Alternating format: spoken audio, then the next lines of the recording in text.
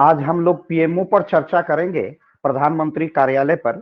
जैसा आप सबको ज्ञात है कि भारत में संसदीय लोकतंत्र है और संसदीय लोकतंत्र में जो जो प्रमुख कार्यपालिका की शक्ति होती है वह मंत्रिमंडल में निहित होती है। मंत्रिमंडलीय प्रणाली, जिसे हम वेस्टमिनिस्टर सिस्टम कहते हैं, यूनाइटेड किंगडम से ली गई है, क्योंकि हम ब्रिटेन के उपनिवेश रहे हैं। ब्रिटेन ने हम पर लंबे समय तक शासन किया है, तो ब्रिटेन के लंबे समय से शासन के परिणाम स्वरूप जो हम लोगों ने आजादी का संघर्ष किया, स्वतंत्रता का जो फ्रीडम स्ट्रगल किया, स्वतंत्रता के लिए मुक्ति संग्राम लड़ा है, वह स्वतंत्रता का मुक्ति संग्राम और उसके सानिध्य में, उसके साथ साथ, उसके संघर्ष के साथ साथ हमने संसदीय लोकतंत्र का पाठ पढ़ लिया था। और भावी भारत ने स्वतंत्रता संग्राम के अमर सेनानियों ने, जिन्होंने इस देश की आजादी की लड़ाई, इस देश की स्वतंत्रता का मुक्ति संग्राम लड़ा, उन सब ने यह सुनिश्चित कर लिया कि हमारी जो प्रणाली होगी वो लोकतंत्र की होगी, क्योंकि हम तो एक ऐसे साम्राज्य से लड़ रहे थे। वर्षों तक हमने राजतंत्र को देखा था और दुनिया में जो लोकतंत्र स्थापित हुआ था, तो लोकतंत्र से अच्छी कोई प्रणाली नहीं है शासन की। और भारत की प्रशासनिक प्रणाली में देश की स्वतंत्रता के उपरांत और स्वतंत्रता संग्राम के परिवेश और पर्यावरण में स्वतंत्रता संग्राम, हमारा जब स्वतंत्रता का मुक्ति संग्राम निरंतरता में था और लंबा संघर्ष चला, उसमें ही हमने तय कर लिया था कि हमें संसदीय लोकतंत्र के को अंगीकार करना है, स्वीकार करना है, संसदीय शासन व्यवस्था को स्वीकार करना है। क्योंकि स्वतंत्रता के कालखंड में ही जब 1773 से रेगुलेटिंग एक्ट भारत में लगा और रेगुलेटिंग एक्ट के लगने के उपरांत भारत ने यह स्थापित कर लिया कि हमारी जो प्रणाली होगी वह संसदीय लोकतंत्र की होगी। क्योंकि पोर्टफोलियो सिस्टम 1761 से आया। 1761 का 1861 का एक एक्ट आया, अधिनियम आया, उसमें मंत्रियों की प्रणाली, विभाग प्रणाली को स्वीकार कर लिया गया। इसके बाद धीरे धीरे यात्रा बढ़ती है। धीरे धीरे यात्रा जब भारत की औपनिवेशिक प्रशासन की बढ़ती है, तो भारत में दो तरह की, दो संसद, राज्यों की भी सरकारें, असेंबली बनी, केंद्र में दो असेंबली बन गई। केंद्र में संघीय स्तर पर दो विधान परिषद और विधानसभा का अस्तित्व हुआ। राज्यों में विधान परिषद, विधानसभाओं का अस्तित्व हुआ। उसका नाम अभी लोकसभा, राज्यसभा नहीं था। तो कई भारतीय विधान परिषदों में निर्वाचित हुए, गए। उस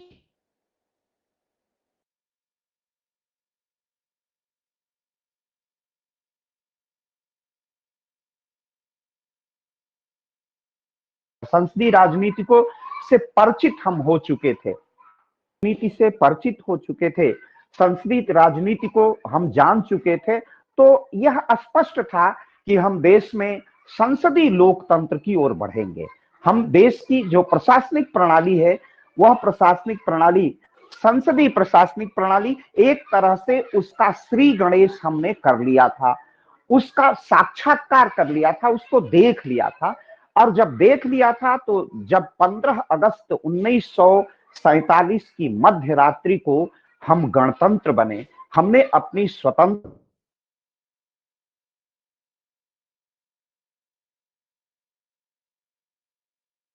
का शासन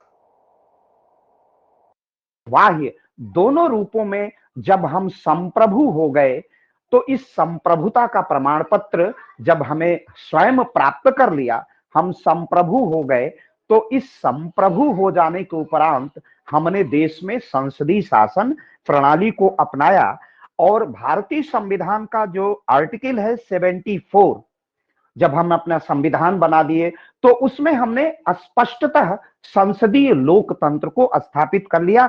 और आर्टिकल 74 74 कहता है कि council of minister to aid and advise president, राष्ट्रपति को सहायता और सलाह देने के लिए एक मंत्रिपरिषद होगी और यही मंत्रिपरिषद वास्तविक सत्ता का सूत्रधार होगी और देश का गणराज्य का जो संवैधानिक प्रधान है वह राष्ट्रपति इन्हीं इन्हीं परामर्श के अनुसार, इसी परामर्श के अनुसार अपने कर्तव्यों का निर्वहन करेगा।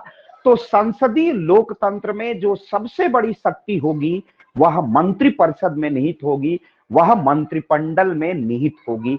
और संसदीय लोकतंत्र की सबसे जो बड़ी विशेषता होती है कि सत्ता दो भागों में विभाजित होती है, एक नाम मात्र की सत्ता होती है और एक वास्तविक सत्ता होती है। नाम मात्र की सत्ता को हम संवैधानिक प्रमुख या संवैधानिक सत्ता कहते हैं और वास्तविक सत्ता कहते हैं मंत्रिपरिषद को।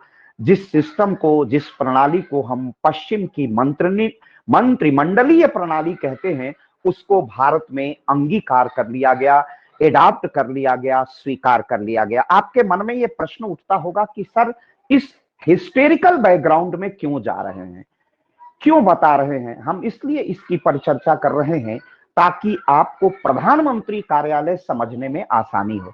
तो हमने 15 अगस्त 1947 को अपनी सॉवरेंटी अनाउंस कर दी, अपनी जनसंप्रभुता की उद्घोषणा कर दी, भारत का संविधान बन गया और 26 नवंबर 1949 को संविधान बन के तैयार हो गया। और भारतीय संविधान के अनुच्छेद, इसको मैं बार बार आपसे उल्लेख भी कर चुका हूं, भारतीय संविधान के अनुच्छेद 393 में कहा गया कि इस संविधान का नाम भारत का संविधान होगा, इस संविधान का नाम भारत का संविधान होगा। और 394 में कहा गया कि विशेष आर्टिकल का जिक्र कर दिया गया, उल्लेख कर दिया गया कि ये अनुच्छेद उसी दिन 26 नवंबर 1949 को लागू होंगे। तथा 394 अनुच्छेद में ही कहा गया कि 26 जनवरी 1950 इस संविधान के प्रारंभ की तिथि होगी। ये भारत के संविधान के अनुच्छेद 394 में कहा गया। आप इसको कभी पढ़िएगा। इसीलिए कभी कभी साक्षात्कार बोर्ड में यह प्रश्न पूछा जाता है कि भारत का संविधान किस दिन लागू हुआ, तो आपको कहना पड़ेगा कि भारतीय संविधान के अनुच्छेद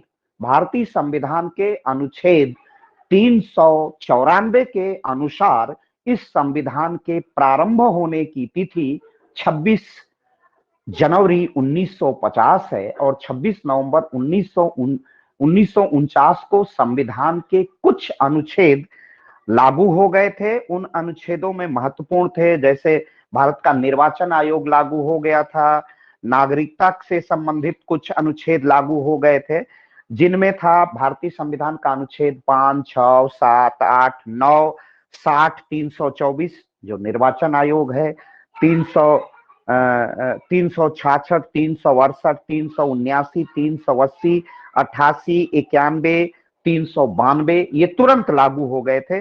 तथा अवशेष अनुच्छेद 26 जनवरी 1950 को लागू हुए, जो इस संविधान के प्रारंभ की तिथि है। तो ये आपको बताना पड़ेगा। ये सब मैंने पृष्ठभूमि इसलिए बताई ताकि हम प्रधानमंत्री कार्यालय को सहजता से समझ सकें। इसके पहले आपको मैंने मंत्रिमंडलीय केंद्रीय सचिवालय पढ़ाया था और केंद्रीय सचिवालय के बाद सीधे मैं प्रधानमंत्री कार्यालय इसलिए पढ़ा रहा हूं ताकि आपको अन्य मंत्रालयों के विषय में, चूंकि भारत में संसदीय शासन प्रणाली है, पार्लियामेंट्री गवर्नेंस है, पार्लियामेंट्री डेमोक्रेसी है, संसदीय शासन है, संसदीय लोकतंत्र है। और इस संसदीय लोकतंत्र को और संसदीय शासन को ठीक प्रकार से समझने के लिए हमें इस पूरी पृष्ठभूमि को जानना आवश्यक है कि देश की वास्तविक कार्यपालिका मंत्रिमंडल में निहित होती है और मंत्रिमंडल का अध्यक्ष, मंत्रिमंडल का चेयरपर्सन देश का प्रधानमंत्री होता है। वही कार्यपालिका का सबसे बड़ा अधिकारी है। वही कहने को लोकसभा और राज्यसभा, जिसे हम दोनों को संयुक्त रूप से भारत की व्यवस्थापिका लेजिस्लेचर कहते हैं, लेजिस्लेशन कहते हैं, वहां से विधियों का निर्माण होता है। लेकिन उस विधि निर्माण की भी पूरी ऊर्जा, पूरी शक्ति का केंद्र प्राइम मिनिस्टर ऑफ इंडिया होता है, देश की कार्यपालिका का शीर्ष प्रशासक प्रधानमंत्री होता है। संवैधानिक रूप से संवैधानिक प्रधान राष्ट्रपति होता है, लेकिन राष्ट्रपति कोई प्रशासन नहीं करता है जब तक कि उसे मंत्रिमंडल अर्थात प्रधानमंत्री उसे परामर्श नहीं देता है। और प्रधानमंत्री और मंत्रिमंडल के बीच, प्रधानमंत्री और प्रेसिडेंट के बीच, मंत्रिमंडल और राष्ट्रपति के बीच जो सेतु का काम करता है वह प्रधानमंत्री होता है, वो मंत्रिमंडल का अध्यक्ष होता है। इसी के साथ प्रधानमंत्री से मतभेद और मनभेद रखने वाला कोई व्यक्ति, उससे आइडियोलॉजिकल डिफरेंस रखने वाला, उससे किसी प्रकार की असहमति रखने वाला, डिसएग्री करने वाला व्यक्ति सैद्धांतिक रूप से मंत्रिमंडल का हिस्सा नहीं होता है, सैद्धांतिक रूप से मंत्रिमंडल का भाग नहीं होना चाहिए। और मैं एक चीज और बहुत स्पष्ट कर दूं, तब प्रधानमंत्री कार्यालय हम सबको समझना अत्यंत सहज और आसान हो जाएगा, क्योंकि इसी रीति रिवाज, इसी कन्वेंशन, इसी परंपरा के आधार पर हम प्रधानमंत्री की भूमिका और उनके कार्यालय उनकी भूमिका को बखूबी समझ पाएंगे, संपूर्णता में समझ पाएंगे, कॉम्प्रिहेंसिवली समझ पाएंगे, रिस्पेक्टेबली समझ पाएंगे, इसको व्यापकता के आधार पर हम समझ पाएंगे, इसकी जड़ों में जा पाएंगे और इसकी सूक्ष्म व्याख्या करेंगे। जैसे संसदीय शासन व्यवस्था के विषय में एक चीज मैं स्पष्ट रूप से आप तक कम्युनिकेट करना चाहता हूं, और स्पष्ट रूप से आपके मन में ये फिगर आ जाना चाहिए, ये चित्र स्पष्ट हो जाना चाहिए कि संसदीय लोकतंत्र में अधिकतम भाग रीति रिवाज परंपराओं का है। जैसे भारतीय संविधान का आर्टिकल 74, 75, कहीं पर भी प्रधानमंत्री के अधिकार और शक्तियों के विषय में पूरा संविधान मौन है। केवल इतना ही कहा गया है कि प्रधानमंत्री को सहायता और सलाह देने के लिए एक मंत्रिपरिषद होगी, और मंत्रिपरिषद का प्रधान प्रधानमंत्री होगा, और राष्ट्रपति अपने कृत्यों का प्रयोग करने में ऐसी सलाह के अनुसार कार्य करेगा। जो एडवाइस मंत्रिमंडल देगा और उसका अध्यक्ष प्रधानमंत्री देगा, राष्ट्रपति उसी के अनुसार कार्य करेगा। इसके कहने का अभिप्राय और अर्थ है कि पूरा संविधान राष्ट्रपति के अधिकार और प्रधानमंत्री के अधिकार एवं शक्तियों के विषय में मौन है, लेकिन देश का सर्वाधिक जो शक्तिशाली अधिकारों की दृष्टि से, सत्ता के संचालन की दृष्टि से जो सबसे महत्वपूर्ण व्यक्ति है वह है प्रधानमंत्री ही। तो संसदीय लोकतंत्र रीति रिवाज परंपराओं से अधिक संचालित होता है, संविधान के शब्दों से कम संचालित होता है। उसका एक महत्वपूर्ण भाग रीति रिवाज और परंपराओं पर आश्रित है। इस सब का संदर्भ समझते हुए हम प्रधानमंत्री कार्यालय को समझेंगे। तो एक चीज स्पष्ट हो गई कि प्रधानमंत्री की भूमिका अत्यंत निर्णायक है। अब मैं दूसरे महत्वपूर्ण बात पर संदर्भ आपके सामने इससे समझूंगा, प्रस्तुत कर रहा हूं, जिसके आधार पर हम प्रधानमंत्री कार्यालय की निर्णायक भूमिका को लोक प्रशासन में गंभीरता से समझ सकते हैं।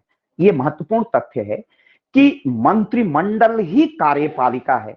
सत्ता के या शासन के तीन स्वरूप हैं, आपको याद है, आप सब जानते हैं। कार्यपालिका, जिसका नाम मंत्रिमंडल और उसका प्रधान प्रधानमंत्री होता है। दूसरा विधायिका, जहां पर विधियों का निर्माण होता है, उसके दो सदन हैं, उच्च सदन और निम्न सदन। उच्च सदन का नाम है राज्यसभा, निम्न सदन का नाम है लोकसभा। ये दो सदन है, व्यवस्थापिका के दो सदन हैं, और व्यवस्थापिका के तीन अंग हैं, लोकसभा, राज्यसभा और राष्ट्रपति। अंग तीन हैं और सदन दो हैं। तो कार्यपालिका आपने देख ली। कार्यपालिका भारत में मंत्रिमंडल है, लेकिन मंत्रिमंडल का चेयरपर्सन, मंत्रिमंडल का अध्यक्ष प्रधानमंत्री होता है, और वह निर्णायक होता है। अब कैसे निर्णायक होता है इस पर चर्चा करता हूं। और शासन का तीसरा अंग जुडिशियरी, न्यायपालिका होती है, और इन तीनों से मिलकर प्रशासन बनता है। अब संसदीय लोकतंत्र का तगाजा देखिए, संसदीय लोकतंत्र की परंपरा देखिए। कहने को संसदीय, उसका नाम ही है संसदीय लोकतंत्र।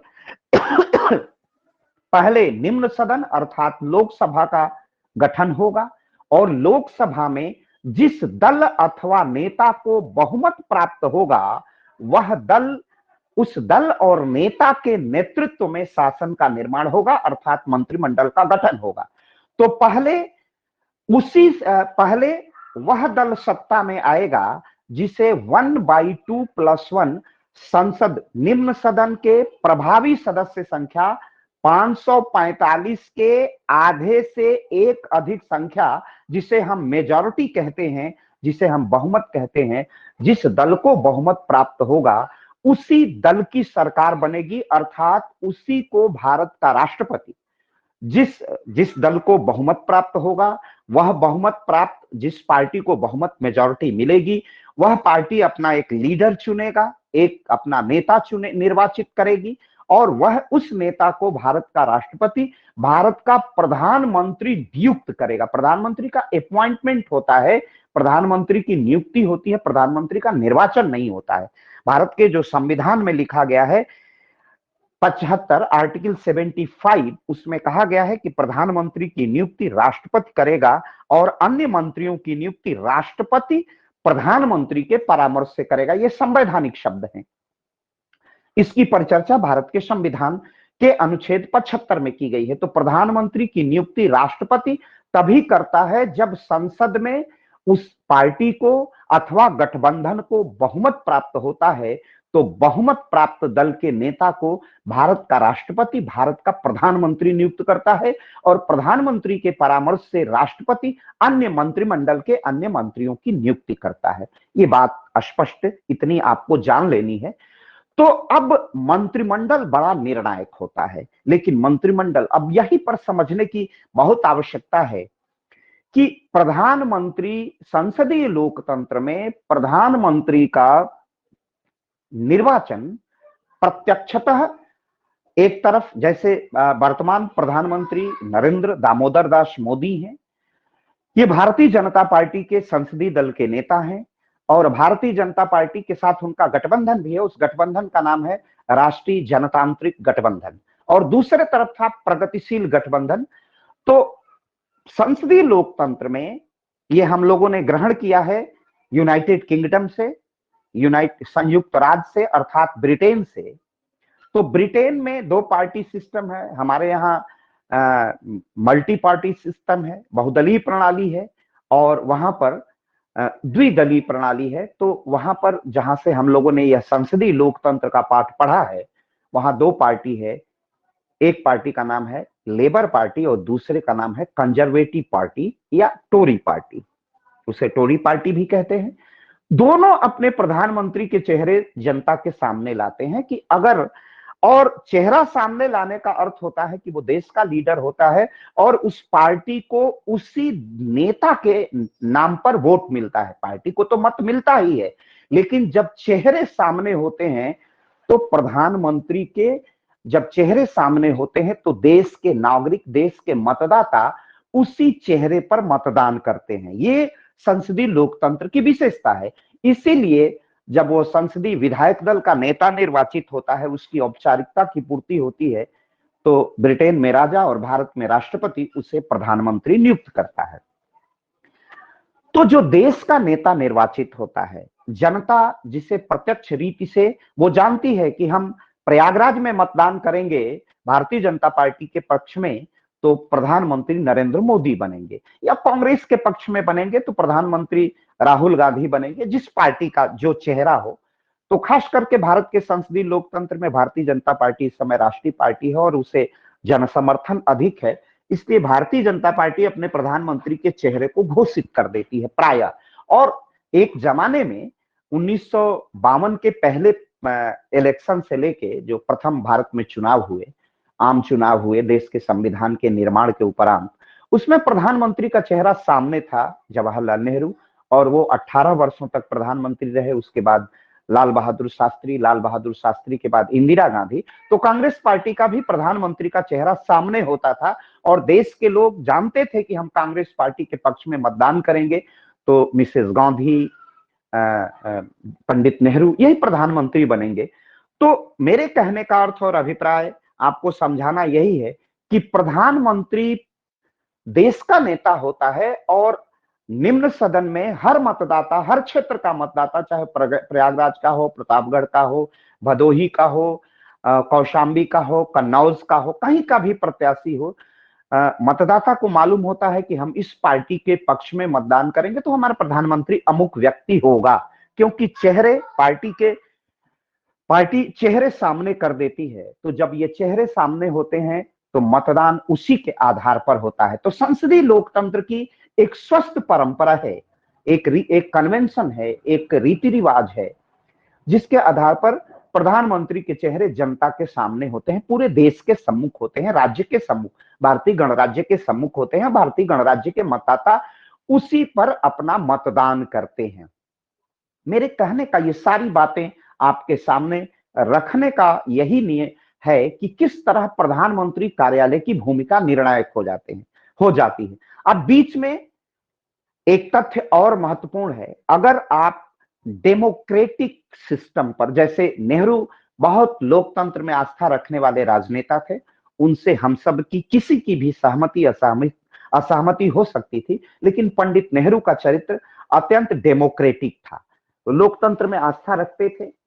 इसलिए जब तक पंडित नेहरू प्रधानमंत्री थे तब तक प्रधानमंत्री कार्यालय की भूमिका निर्णायक नहीं थी। यद्यपि रीति रिवाज और परंपराओं के अनुसार प्रधानमंत्री कार्यालय का जहां से इसका उद्गम है, जहां से इसकी बिगिनिंग होती है, वह है यूनाइटेड किंगडम, ब्रिटेन। वहां पर प्रधानमंत्री कार्यालय की भूमिका बहुत निर्णायक हो जाती है। लेकिन पंडित नेहरू अत्यंत डेमोक्रेटिक कैरेक्टर के व्यक्ति थे, बहुत लोकतांत्रिक चरित्रवान, लोकतंत्र का चरित्र था उनका। इसलिए चूंकि मूल निर्णय मंत्रिमंडल में होता था और वो स्वतंत्रता संग्राम के तपे तपाए सभी सेनानी थे जो मंत्रिमंडल में भी सम्मिलित थे, और इसको हम लोग इस तरह समझ सकते हैं, थोड़ा सा उसको फीडबैक करें भारत में, तो दलितों के सबसे बड़े उन्नायक नेता, जिसे दलित और पूरा भारत जिस पर गर्व करता है, वह पंडित नेहरू से, बाबा साहेब डॉक्टर भीमराव अंबेडकर, वह पंडित नेहरू से उनकी वैचारिक असहमति थी, लेकिन वो पंडित नेहरू के विधि मंत्री थे।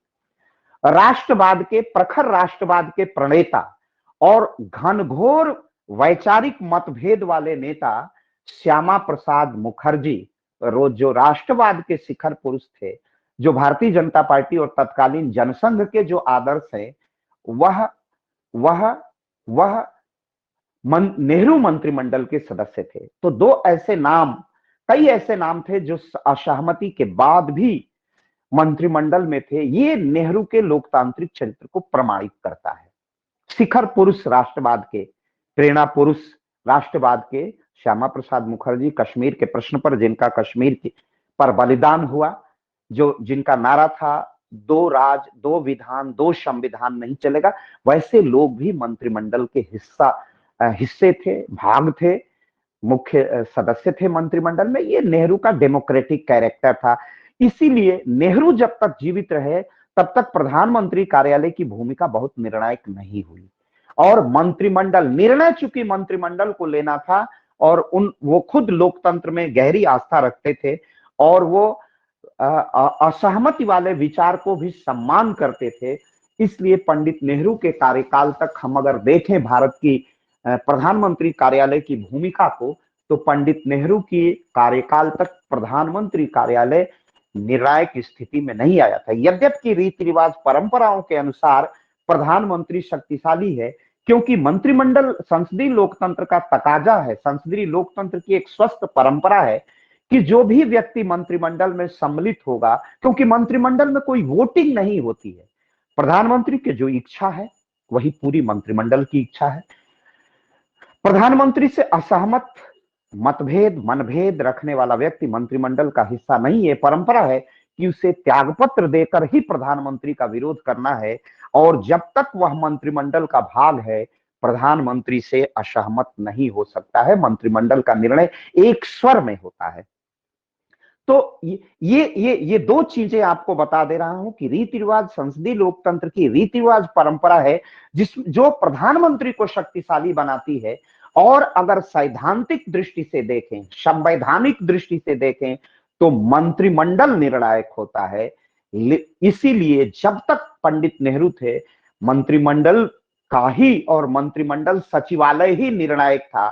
लेकिन उनके जाने के बाद जैसे ही लाल बहादुर शास्त्री भारत के प्रधानमंत्री बनते हैं, ये सारे तथ्य स्मरण के लिए भी लिख रहा हूं, ये लिखने में भी काम आएंगे, लिखने में भी काम आए, तर्क में, तथ्य में, साक्ष्य में काम आएंगे। इसी के आधार पर इस प्रश्न का प्रत्युत्तर भी प्रस्तुत आप अपनी उत्तर पुस्तिका में करेंगे। प्रश्नों की विवेचना चाहे आप इलाहाबाद विश्वविद्यालय बीए तृतीय वर्ष के प्रश्न पत्र का प्रत्युत्तर दें, अरे अपने लोक प्रशासन द्वितीय प्रश्न पत्र का प्रत्युत्तर, अगर ये प्रश्न आए तो उसका प्रत्युत्तर प्रस्तुत करें, अथवा संघ लोक सेवा आयोग और राज्य लोक सेवा आयोग के प्रश्नों की विवेचना करें। अगर प्रधानमंत्री कार्यालय की भूमिका पर प्रश्न आता है तो आपको ये सारे तथ्य प्रस्तुत करने होंगे। इसीलिए विस्तार से इसकी परिचर्चा मैं कर रहा हूं, ताकि आप प्रधानमंत्री कार्यालय को की भूमिका को अत्यंत तथ्यपरक, ऑर्गेनाइज्ड ढंग से प्रस्तुत कर सकें। तो मैं जैसा बता रहा था कि जैसे ही प्रधानमंत्री जैसे ही नेहरू युग का समापन होता है और एक नए प्रधानमंत्री भारत को मिलते हैं, सरल, सहज, अत्यंत साधारण परिवार से आने वाले लेकिन दृढ़ निश्चयी प्रधानमंत्री लाल बहादुर शास्त्री मिलते हैं। अत्यंत निर्धन परिवार में जन्म होता है। कांग्रेस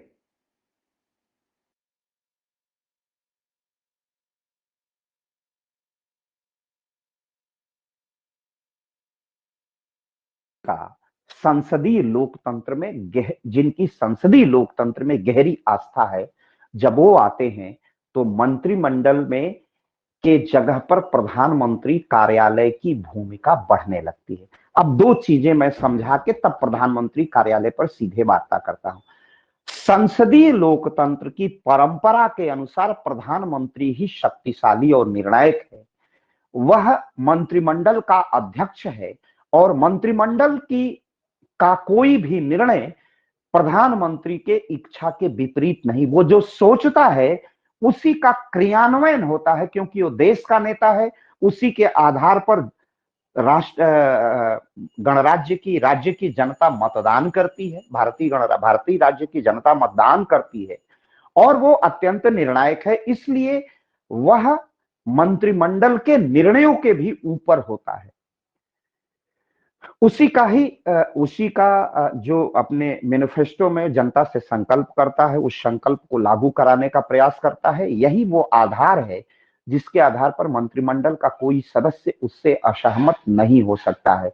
अगर असहमति भी कहीं होती है तो वो सदा मौन रहता है, और अगर असहमति है और मौन को मुखरित करना है तो उसे मंत्रिमंडल से त्याग पत्र देना पड़ता है। ये संसदीय लोकतंत्र की स्वस्थ परंपरा है, ये रीति रिवाज है, कन्वेंशन है। लेकिन अगर संवैधानिक दृष्टि से देखें तो सारे निर्णय, नीति निर्माण और निर्णय निर्माण, प्रशासन का वास्तविक सूत्रधार मंत्रिमंडल है और मंत्रिमंडल अपना सामूहिक निर्णय लेता है। लेकिन यह केवल सामूहिक निर्णय, कलेक्टिव रिस्पॉन्सिबिलिटी भर है जो संविधान के शब्द और आदर्श हैं। वास्तविकता यही है कि प्रधानमंत्री से कोई भी असहमत नहीं हो सकता। तो प्रधानमंत्री सचिवालय, जो जितने हमने केंद्रीय सचिवालय आपको पढ़ाए हैं, सेंट्रल सेक्रेटरिएट आपको पढ़ाया है, उसमें केंद्रीय सचिवालय संगठन में सबसे छोटा ये संगठन है, सबसे छोटा है। सबसे बड़ा मंत्रालय या बोर्ड है वो रेल मंत्रालय का है, वित्त मंत्रालय बड़ा है, शिक्षा मंत्रालय बड़ा है, गृह मंत्रालय बड़ा है। लेकिन उस हिसाब से अपने सचिवालय के कर्मचारी, जो छोटा कार्यालय बनता है, जैसे कृषि मंत्रालय है, वाणिज्य मंत्रालय है, वित्त मंत्रालय है, गृह मंत्रालय है, शिक्षा मंत्रालय है, रेल का मंत्रालय है, सारे मंत्रालय है, इनकी अपेक्षा सबसे छोटा है प्रधानमंत्री। पहले उसका नाम भी प्रधानमंत्री का सचिवालय था, लेकिन बाद में उसको कर दिया गया प्रधानमंत्री कार्यालय, पीएमओ माने प्राइम मिनिस्टर ऑफिस कर दिया गया, थोड़ी सी उसकी भिन्नता के लिए। बाद में प्रधानमंत्री गांधी ने उसका नाम प्रधानमंत्री कार्यालय कर दिया। लेकिन सबसे छोटा है लेकिन सबसे निर्णायक है। तो ये सबसे जब तक, जैसा कि मैंने पहले भी पर चर्चा की है, प्रधानमंत्री कार्यालय की भूमिका जब तक पंडित नेहरू रहे वह सीमित थी और सारे निर्णय मंत्रिमंडल में ही होते थे। मैं बार बार इस शब्द का उल्लेख कर रहा हूं कि पंडित नेहरू पूरी तरह लोकतांत्रिक थे और अपने साथियों पर इतना विश्वास करते थे कि सारा निर्णय मंत्रिमंडल में आम सहमति से होता था। यद्यपि ऐसा नहीं रहा होगा कि पंडित नेहरू पूर्ण रूप से, जैसा कि हम आदर्श के रूप में आपसे बातें कर रहे हैं, वैसा पंडित नेहरू का चरित्र रहा होगा, लेकिन फिर भी बहुत हद तक अगर मैं 100 में से अंक प्रतिशत निर्धारित करूं तो 55 से 60% पंडित नेहरू बहुत ही लोकतांत्रिक थे। बाद के प्रधानमंत्री शास्त्री जी और इंदिरा जी उस मात्रा और अनुपात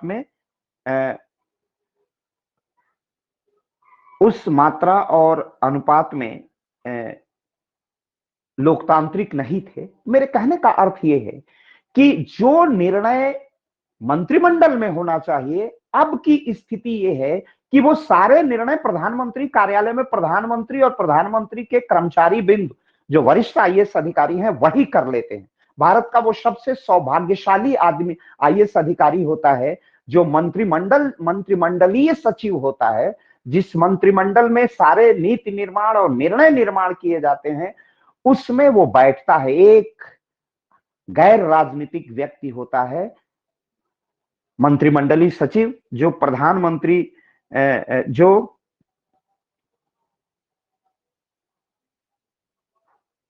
जो मंत्रिमंडल के बैठकों में भाग लेता है, उसका एजेंडा निर्धारित करता है। वो सौभाग्यशाली वरिष्ठ आईएएस अधिकारी होता है।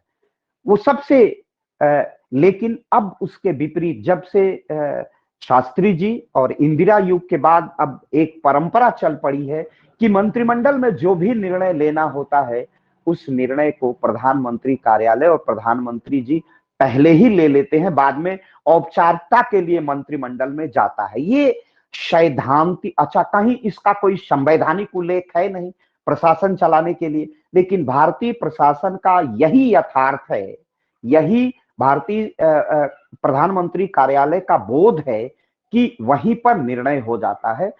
नेहरू कार्यकाल तक ऐसी स्थिति नहीं थी।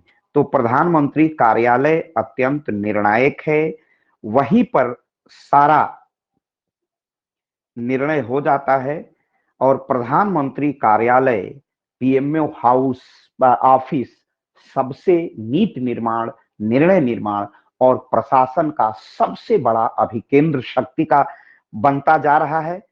और प्रधानमंत्री कार्यालय की भूमिका के विषय में अब बहुत निर्णायक स्तर पर पहुंच गई है प्रधानमंत्री कार्यालय। भारत के प्रधानमंत्री कार्यालय का आशय है कि प्रधानमंत्री जहां जाकर के बैठते हैं और उनके जो सहायता और सलाह देने के लिए जो भारतीय प्रशासनिक सेवा के, भारतीय पुलिस सेवा या भारतीय वन सेवा, किसी ग्रुप से वो ले सकते हैं, लेकिन अब तक की मान्य परंपरा है कि वो भारत की प्रशासनिक सेवा अर्थात इंडियन एडमिनिस्ट्रेटिव सर्विस के लोग होते हैं। तो जो प्रधानमंत्री कार्यालय है, जो साउथ ब्लॉक में है, जिसे रेसिना हिल कहते हैं, उसके मुख्यालय को, प्रधानमंत्री के हाउस को, ऑफिस को, वो सबसे निर्णायक है। और प्रधानमंत्री का जो कार्यालय है, जो उनके कर्मचारी हैं, प्रमुख सचिव जो सर्वोच्च अधिकारी हैं, उनके द्वारा यह जो निष्पादित होता है, जो कार्यालय संचालित होता है, इसी को हम कहते हैं प्रधानमंत्री का कार्यालय। और यही से प्रधानमंत्री कार्यालय का प्रारंभ होता है।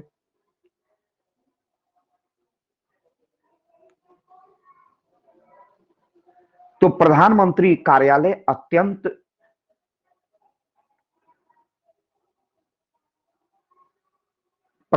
कार्यालय वर्तमान में भारतीय प्रशासन की धुरी बन गया है।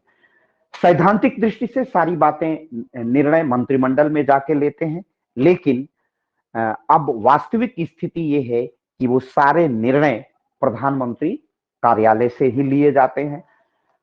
खास करके एच.एल. कपूर, पी.एन. हक्सर, लाल बहादुर शास्त्री के समय में एच.एल. कपूर और एक आपने और नाम सुना होगा आर.के. धवन, जो प्रधानमंत्री इंदिरा गांधी के बहुत खास हुआ करते थे। यही लोग निर्णय करते थे प्रधानमंत्री कार्यालय में रह के। यद्यपि आर.के. धवन भारतीय प्रशासनिक सेवा के अधिकारी नहीं थे, लेकिन एच.एल. कपूर भारतीय प्रशासनिक सेवा के अधिकारी थे।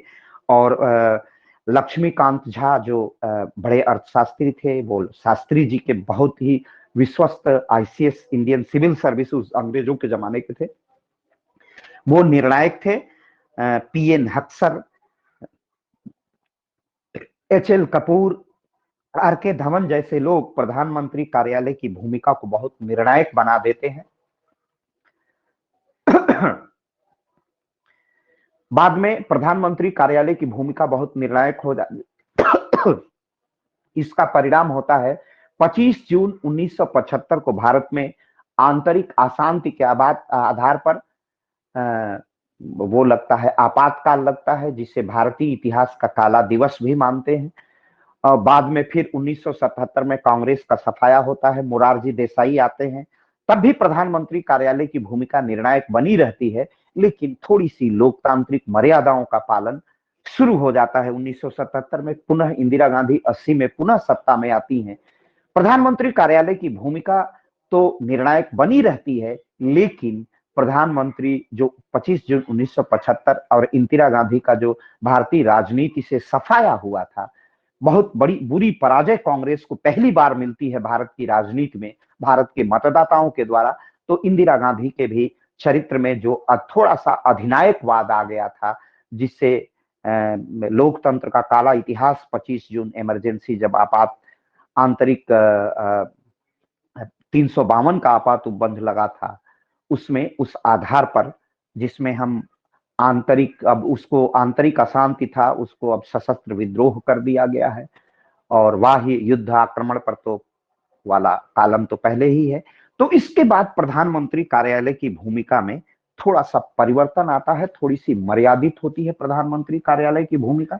और प्रधानमंत्री कार्यालय का इसी आधार पर हम लोग विश्लेषण करते हैं। प्रधानमंत्री सचिवालय का काम क्या होता है, कार्यालय का मुख्य सैद्धांतिक काम क्या होता है। प्रधानमंत्री सचिवालय का काम होता है, प्रधानमंत्री जब भी समय समय पर देश की विकास संबंधी, नीति निर्माण संबंधी जो भी परामर्श माने, प्रधानमंत्री कार्यालय के प्रधान सचिव उसको समय समय पर उसकी जानकारी उपलब्ध कराते हैं, उनको प्रशासनिक सहायता उपलब्ध कराते हैं, आंकड़ों संबंधी सहायता उपलब्ध कराते हैं। उनका भारी भरकम मंत्रालय जो कर्मचारी होते हैं, वह शासन के सामान्य संरचना को निर्धारित करने में, कार्य पद्धति के निर्माण में, नीतियों के निर्माण में, नीतियां किस प्रकार क्रियान्वित हो, उनका कंप्लायंस किस प्रकार हो, उस नीति निर्माण और निर्णय निर्माण में प्रधानमंत्री का सहयोग करते हैं। देश की प्रशासन की संपूर्ण व्यवस्था की जानकारी रखना, उसके आंतरिक मामलों की जानकारी रखना, बाह्य मामलों की जानकारी रखना, विदेश मंत्रालय से कम्युनिकेट करना, सारा काम प्रधानमंत्री के कार्यालय द्वारा संपादित किया जाता है। भारत के दैनिक प्रशासन को किस प्रकार संचालित किया जाए, ये सारे दिशा निर्देश, इस संबंध में जो भी प्रधानमंत्री को परामर्श या प्रधानमंत्री जब भी जैसी अपेक्षा करते हैं, उनका कार्यालय प्रधानमंत्री को तथ्य, साक्ष्य और आंकड़े, फैक्ट्स, एविडेंस और डाटा उपलब्ध कराने का काम प्रधानमंत्री कार्यालय का होता है।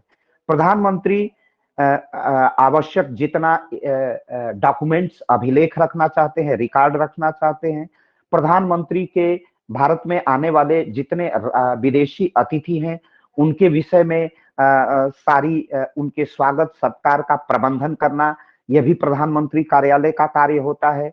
सूचना देना प्रधानमंत्री का काम होता है कि राष्ट्रपति जब भी समय समय पर राष्ट्रपति प्रधानमंत्री से देश के प्रशासन के संबंध में सूचना मांगते हैं, प्रधानमंत्री का यह कर्तव्य, ये याद रखिए, आगे के कंपटीशन में भी काम आएगा।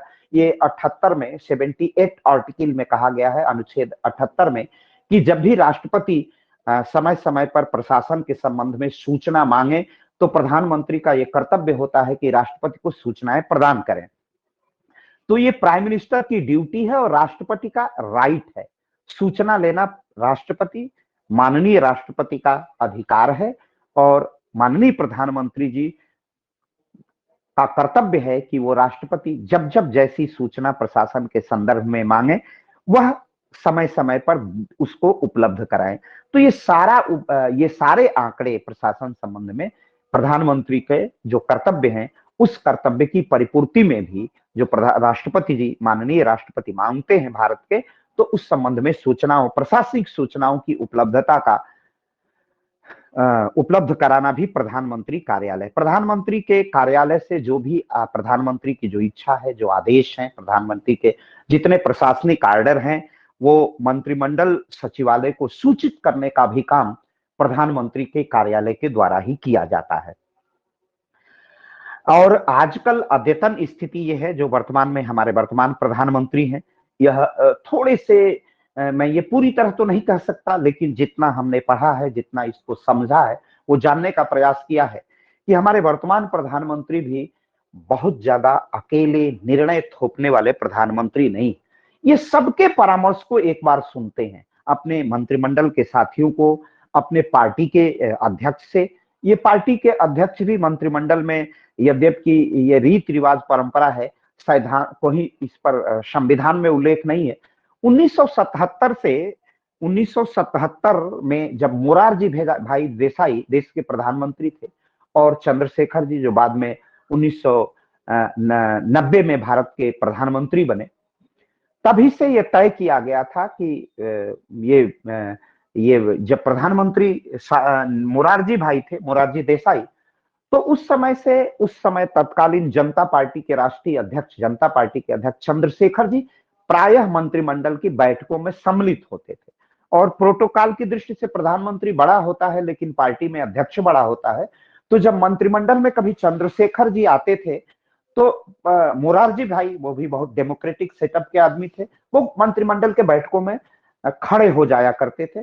तभी से एक मान्य परंपरा सी चल पड़ी कि पार्टी प्रेसिडेंट मंत्रिमंडल के बैठकों में भाग लेता था। यद्यपि कि मंत्रिमंडल के बैठकों में बाद में अटल बिहारी वाजपेयी की सरकार थी, वो उनका बहुत विशाल व्यक्तित्व था, तब पार्टी अध्यक्ष भारतीय जनता पार्टी का सम्मिलित नहीं होता था। और एक और कारण भी था कि वो मिली जुली सरकार है। वर्तमान में भारतीय जनता पार्टी के जो अध्यक्ष हैं जेपी नड्डा जी, या जो जब भारतीय जनता पार्टी के अध्यक्ष अमित शाह बन गए थे तो वो प्रायः मंत्रिमंडल की बैठकों में सम्मिलित हो जाते थे। आज भी वो परंपरा चल रही है। तो ये एक स्वस्थ लोकतांत्रिक परंपरा है, क्योंकि उस पार्टी के प्रधानमंत्री के चेहरे पर राज्य के नागरिकों ने मतदान किया है, भारतीय गणराज्य के नागरिकों ने मतदान किया है। तो एक तब्दीली ये भी आई है मंत्रिमंडल में। तो ये सारा प्रबंधन अब एक तरह से मंत्रिमंडल का जो महत्वपूर्ण दायित्व था, निर्णय लेना, नीतियां बनाना भारतीय प्रशासन के लिए, वो अब अधिक से अधिक काम प्रधानमंत्री कार्यालय से ही होने लगा है। और मंत्रिमंडल को वो सूचनाएं दी जाती हैं। अन्य विभागों को जो मंत्रिमंडल से निर्देश जाना चाहिए था, सैद्धांतिक दृष्टि से, परंपरा के अनुसार तो सबसे बड़ा शक्तिशाली वही है, प्रधानमंत्री सबसे बड़ा शक्ति का केंद्र है, वो राष्ट्र का नेता है और उसी को वोट मिला है। तो सैद्धांतिक दृष्टि जो भी हो, लेकिन वर्तमान प्रधानमंत्री जी ने थोड़ी सी और मर्यादाओं का परिपालन किया है। और प्रधानमंत्री कार्यालय की ये सारी भूमिकाओं के होते हुए भी मंत्रिमंडलीय प्रणाली, मंत्रिमंडल के निर्णायक होते हुए भी अतिवाद नहीं है, एक्स्ट्रा एक्टिविटी पीएमओ की नहीं दिखाई देती है। बल्कि प्रधानमंत्री, मैं ये कहूं, और आज के निष्कर्ष को समझने के बाद, आज के जो वर्तमान प्रशासन को देखने के बाद है कि अब मंत्रिमंडल का भी अध्यक्ष प्रधानमंत्री है, उसका भी नेता वही है। तो अब एक प्रधानमंत्री कार्यालय, चूंकि एक चीज मैं और स्पष्ट कर दूं, जब इंदिरा गांधी प्रधानमंत्री थी तो कांग्रेस के कई वरिष्ठ नेता इंदिरा गांधी को लगातार चुनौती देते थे प्रधानमंत्री पद का। उनमें एक बड़ा नाम था मोरारजी देसाई का, ललित नारायण मिश्र का, जो आज ही के दिन उनकी पुण्यतिथि भी है। ललित नारायण मिश्र जो इंदिरा गांधी के रेल मंत्री थे, एक बार मंत्रिमंडल सांसदों का ज्यादा बहुमत ललित नारायण मिश्रा के साथ हो गया था। दूसरे दिन उनकी पटना रेलवे स्टेशन पर उनकी या दरभंगा रेलवे स्टेशन पर बम से उनकी हत्या हो गई थी। अब उसके विषय में अलग अलग प्रसंग है, उस पर मैं नहीं जाता हूं। तो चुनौती मिलती थी, जब चुनौती मिलती थी तो मंत्रिमंडल में बहुत कोऑपरेशन के अभाव में, क्योंकि प्रधानमंत्री के नेतृत्व को बहुत लोग बड़े जो कांग्रेस के नेता थे वे स्वीकार नहीं कर पाते थे, तब धीरे धीरे इंदिरा गांधी ने प्रधानमंत्री कार्यालय की भूमिका को निर्णायक बना दिया, क्योंकि जानते थे कि हमारे कुछ साथी मंत्रिमंडल में सैद्धांतिक रूप से ये जानते हुए भी कि प्रधानमंत्री से मतभेद नहीं रखना चाहते, कुछ लोग मतभेद रखते थे, कुछ प्रतिस्पर्धा भी करते थे। उसी कारण प्रधानमंत्री कार्यालय की भूमिका निर्णायक हो गई। बाद में प्रधानमंत्री इस खास करके मिली जुली सरकारों के प्रधानमंत्री बहुत निर्णायक दिखाई नहीं देते हैं, लेकिन अटल बिहारी वाजपेयी के समय में उनकी पार्टी पर भी मजबूत पकड़ थी, उनको कोई चुनौती देने वाला नहीं था। तो मंत्रिमंडल और प्रधानमंत्री कार्यालय में किसी प्रकार की कॉन्ट्राडिक्शन और किसी प्रकार की प्रतिस्पर्धा दिखाई नहीं देती। उसके बाद एक निर्णायक परिवर्तन शुरू हुआ प्रधानमंत्री कार्यालय का, तो दोनों में अब समन्वय दिखाई देता है। और यही स्थिति, चूंकि देवगौड़ा इंद्र कुमार गुजराल कोई बहुत निर्णायक नहीं रहे हैं, मनमोहन सिंह बहुत निर्णायक और सक्षम प्रधानमंत्री नहीं थे, तो इसलिए प्रधानमंत्री कार्यालय और मंत्रिमंडल में भी कोई कॉन्ट्राडिक्शन नहीं है, लेकिन समन्वय भी नहीं दिखाई दे रहा है, क्योंकि इसमें मिलीजुली सरकार के मंत्री थे और कम्युनिस्ट पार्टी कुछ दिनों के बाद अपना समर्थन वापस ले लेती है। लेकिन वो 10 वर्ष का कार्यकाल एक तरह से प्रशासनिक शिथिलता का कार्यकाल माना जाता है। मैं आलोचना में नहीं कर रहा हूं, प्रशासन ऐसा ही दिखाई देता है, प्रशासन का स्वरूप। लेकिन वो स्थितियां बदली 2014 में, फिर एक नई सरकार आई, एक बड़ा व्यापक जनादेश मिला, मैंडेट मिला भारतीय जनता पार्टी के नेतृत्व वाली सरकार को। और इस मैंडेट में एक निर्णायक स्थिति ये आई कि प्रधानमंत्री कार्यालय और मंत्रिमंडल में कोऑपरेशन दिखाई देता है, किसी प्रकार की प्रतिस्पर्धा, किसी प्रकार का कंट्राडिक्शन, किसी प्रकार की डिफिकल्टी दोनों में दिखाई नहीं देती है। एक गुड कोऑपरेशन बना हुआ है, एक समन्वय दोनों के बीच दिखाई दे रहा है। तो अद्यतन स्थिति यही है। तो प्रधानमंत्री कार्यालय की यही निर्णायक भूमिका है जिसकी परिचर्चा मैं आपसे कर रहा था। तो इसको अगर 500 बिंदुओं में कहें तो प्रधानमंत्री कार्यालय के का काम होता है कि प्रधानमंत्री संबंधित जितनी प्रशासनिक पहल प्रधानमंत्री को करना है, उस प्रशासनिक पहल में प्रधानमंत्री का प्रशासनिक सहयोग करना, आंकड़ों संबंधी सहयोग करना, सूचनाओं संबंधी सहयोग करना, यह प्रधानमंत्री कार्यालय का काम है। और प्रधानमंत्री कार्यालय का एक और काम है कि जिन विभागों में राज्य मंत्री हैं या जिन विभागों में का जिम्मा भी प्रधानमंत्री के पास है, किसी मंत्री में वो विभाग आवंटित नहीं किए गए हैं, उन विभागों की भी केयर टेकिंग करना, देखरेख करना और सीधे उस विभाग को जैसे परमाणु ऊर्जा का विभाग है, वह कभी भी प्रधानमंत्री सदैव भारत में चूंकि अति गोपनीय है, उसे प्रधानमंत्री कोई परमाणु ऊर्जा और परमाणु विभाग का कोई मंत्री नहीं होता, प्रधानमंत्री के पास रहता है। तो उसका डायरेक्शन सीधे प्रधानमंत्री कार्यालय से होता है। और वो एक ऐसा मंत्रालय है जिसमें कोई आईएएस अधिकारी नहीं होता है। परमाणु ऊर्जा आयोग के जो सचिव होते हैं, जो प्रसिद्ध वैज्ञानिक होते हैं, वही सचिव के रूप में भी काम करते हैं। और वह चूंकि भारत की सुरक्षा का अति गोपनीय प्रश्न होता है, तो उस विभाग का सीधे संचालन प्रधानमंत्री कार्यालय से होता है। प्रधानमंत्री के मुख्य कार्यपालक के रूप में जो प्रधान सचिव होते हैं, वो ये सारी भूमिकाओं का निर्वहन करते हैं। कब कैसा आंकड़ा देना है, कैसे तथ्य देने हैं, कौन सी नीति संबंधी निर्णय लेने हैं, किस पर निर्णय का निर्माण करना है, किस पर नीति का निर्माण करना है, इस संबंध में प्रधानमंत्री का परामर्श देने का काम करता है। प्रधानमंत्री योजना आयोग के पदेन अध्यक्ष होते हैं, एक्स ऑफिसियो होते हैं। अब वह योजना आयोग नीति आयोग हो गया है। तो नीति आयोग से संबंधित समस्त संचालन और दिशा निर्देशन का काम भी प्रधानमंत्री कार्यालय के द्वारा ही किया जाता है। प्रधानमंत्री कार्यालय के देश के साथ जनसंपर्क, चूंकि वो देश का नेता होता है, विदेश में भारत का प्रतिनिधित्व उसी के द्वारा किया जाता है। तो जनता से भी संवाद का, प्रधानमंत्री की लोकप्रियता कितनी है कितनी नहीं है, वो एक राजनीतिक दल का, संसदीय दल का नेता होता है, पार्टी का नेता होता है, पार्टी का अध्यक्ष भले ना हो, लेकिन पार्टी उसी के नेतृत्व में चुनाव लड़ती है। इसलिए जनसंपर्क जनता से स्थापित करना, विदेशों से स्थापित करना, तो इसका भी देखरेख प्रधानमंत्री कार्यालय के द्वारा किया जाता है। और उदाहरण के रूप में जो प्रधानमंत्री जी आप रेडियो से देखते हैं, वो मन की बात करते हैं, इसका भी प्रबंधन प्रधानमंत्री कार्यालय करता है। प्रधानमंत्री को जितने पत्र आते हैं, जितनी जनता की शिकायतें आती हैं, उस संबंध में भी विभिन्न मंत्रालयों से संबंधित शिकायतें होती हैं, उस संबंध में भी आवश्यक दिशा निर्देश देने का काम प्रधानमंत्री कार्यालय के द्वारा ही किया जाता है। और प्रधानमंत्री के जितने भी संबंधित, जहां से भी प्रधानमंत्री को प्रशासन करना है, उसकी कोई सीमा नहीं है, उसमें हर कार्य में प्रधानमंत्री कार्यालय प्रधानमंत्री का सहयोग, प्रशासनिक सहयोग करता है, अनुभविक सहयोग करता है। ये प्रधानमंत्री कार्यालय की यही जो महत्वपूर्ण तथ्य थे आपके सामने मैंने प्रस्तुत कर दिए हैं। आशा है आपको यह आज